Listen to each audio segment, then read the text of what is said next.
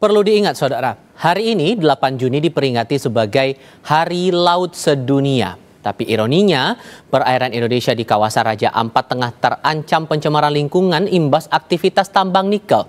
Nah, pemerintah bilang akan mengevaluasi izin perusahaan tambang nikel di Raja Ampat, Papua Barat Daya. Namun langkah tegas apa yang harusnya dilakukan? Kami bahas hal ini bersama pakar strategi pariwisata nasional sekaligus pendiri Yayasan Inovasi Pariwisata Indonesia, Taufan Rahmadi. Mas Taufan, selamat malam dengan Tifal, apa kabar? Selamat malam, Assalamualaikum warahmatullahi wabarakatuh. Waalaikumsalam warahmatullahi wabarakatuh. Terima kasih sebelumnya sudah mau bergabung bersama kami.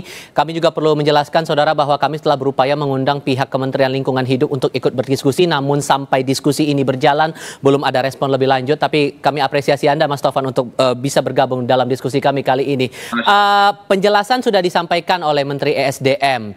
Kemudian terakhir sudah dibilang juga oleh Menteri Lingkungan Hidup bahwa tidak ada dampak serius terhadap lingkungan dan sudah sesuai prosedur ini semua.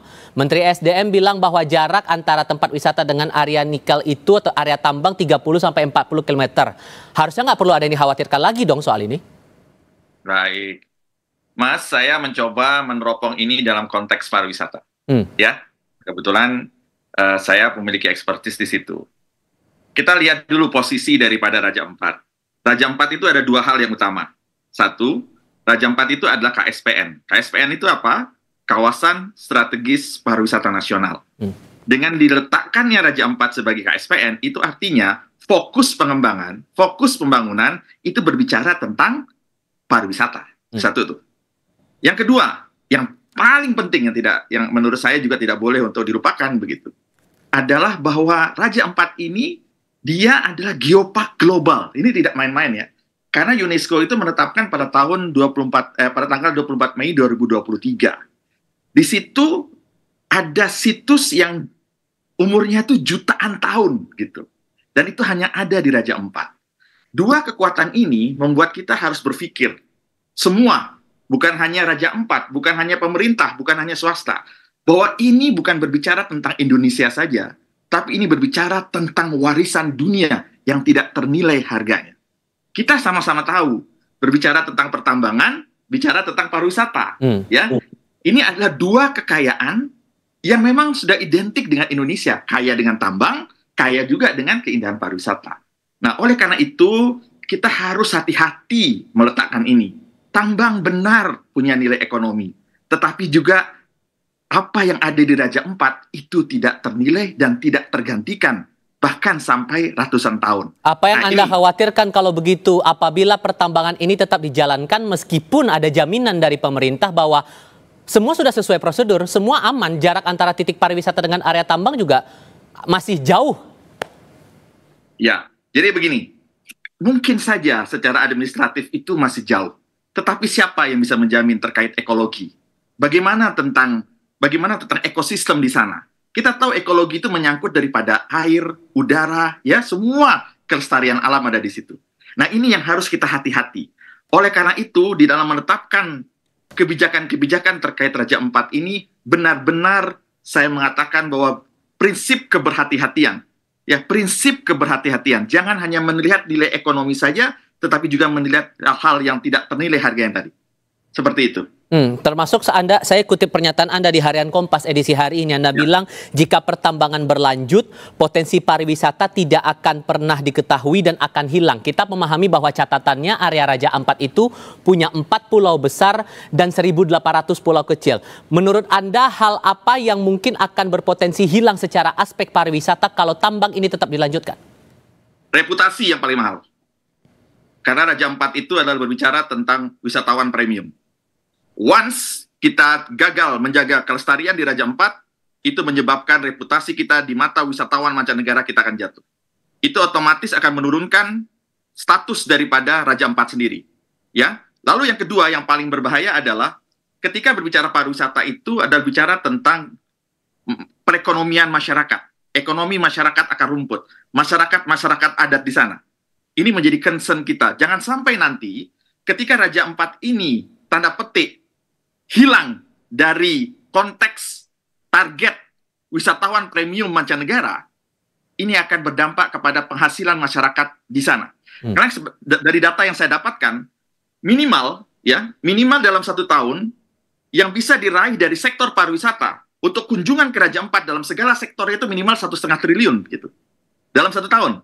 Artinya apa? Kalau ini hilang, berapa potensi perekonomian masyarakat di sana yang juga akan hilang? Gitu. Kalau potensi ekonomi dengan pertambangan, perbandingannya gimana menurut Anda? Apple to apple nggak? Pertambangan dalam jangka pendek mungkin memiliki nilai yang sangat besar.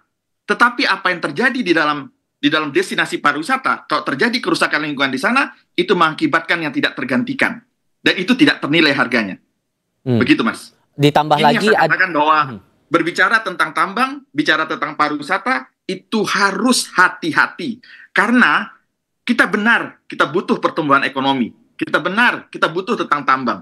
Tetapi jangan sampai itu merusak kekayaan daripada apa yang ada di Raja Ampat. Kalau Raja Ampat ditetapkan sebagai kawasan strategis pariwisata nasional, ditetapkan sebagai geopark, disitulah letak positioning Raja Ampat yang sesungguhnya begitu. Ditambah lagi dengan hari ini kita mengingat sebagai Hari Laut Sedunia, 75% dari jenis terumbu karang dunia berkumpul semuanya di Raja Ampat. Sehingga apa yang Anda khawatirkan itu arahnya, prospeknya bakal kemana kalau tidak ditindaklanjuti, dan harus dipikirkan seperti apa kemudian nasib Raja Ampat kalau pertambangan ini tetap berlanjut menurut Anda, Mas? Ya, kalau terus berlanjut dan tidak melakukan hal-hal yang sesuai dengan aturan yang berlaku, kita khawatir Raja Ampat akan hilang dari peta destinasi pariwisata dunia. So, harus bagaimana pemerintah menyikapi itu? Cukupkah dengan penjelasan yang Anda dengar tadi? Menteri LH dan Menteri SDM mengatakan hal sedemikian. Ya, jadi gini, kita harus memahami ya, pemerintah itu kan salah satu tugasnya di dalam pariwisata adalah menjaga keseimbangan, memastikan ekosistem pariwisata berjalan. Nah, saya menyarankan kepada pemerintah untuk mengkaji ulang ya, izin dari semua pertambangan di kawasan Raja Ampat ini dengan keberhati-hatian. Itu satu, ya, keberhati-hatian. Kedua, kekuatan pariwisata itu ada di ekosistemnya. Kebijakan-kebijakan pariwisata harus dasarnya adalah kesepakatan bersama. Di dalam ekosistem pariwisata itu tidak hanya ada pemerintah. Kalau di Raja Ampat tidak hanya ada perusahaan tambang itu, tetapi di situ ada masyarakat adat, ya, ada pemerintah daerah, ada lembaga-lembaga yang concern terhadap lingkungan.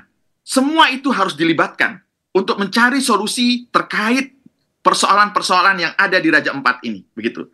Jadi menurut saya saat ini pemerintah harus terus aktif, jangan melihat dari sisi tambangnya, tetapi juga melihat dari sisi pariwisatanya.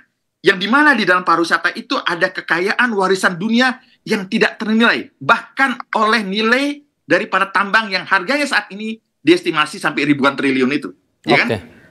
Ya, jadi itu yang menurut saya menjadi concern kita, peran pemerintah. Yuk kita sama-sama mencari formulasi. Kita sadar Indonesia kaya dengan tambang, kita sadar Indonesia juga kaya dengan pariwisata. Singkat, kita tidak ingin kekayaan pariwisata, kekayaan alam kita menjadi hancur punah gara-gara kepentingan daripada salah satu sisi dalam hal ini pertambangan. Singkat saja, tadi Anda beberapa kali menegaskan aspek kehati-hatian. Kehati-hatian apa yang Anda maksud di sini? Karena kan dari pemerintah menegaskan semua sudah sesuai prosedur. Ya, kehati-hatian dalam artian bahwa ketika membangun pertambangan, jangan sampai merusak ekosistem pariwisata yang ada di sana. Jangan sampai merusak kekayaan geopark yang ada di sana. Jangan sampai merusak pertumbuhan ekonomi dari sektor pariwisata di sana. Terlebih reputasi Indonesia di mata dunia internasional terkait menjadi salah satu destinasi pariwisata dunia. Itu harapannya yang perlu dicermati. Ditambah lagi ada rencana juga untuk memantau langsung area-area yang ada di Raja Ampat terkait dengan pertambangan ini. Mas Taufan, terima kasih banyak sudah berbagi pandangan bersama kami. Sehat selalu ya Mas, selamat malam. Selamat malam, salam pesona Indonesia.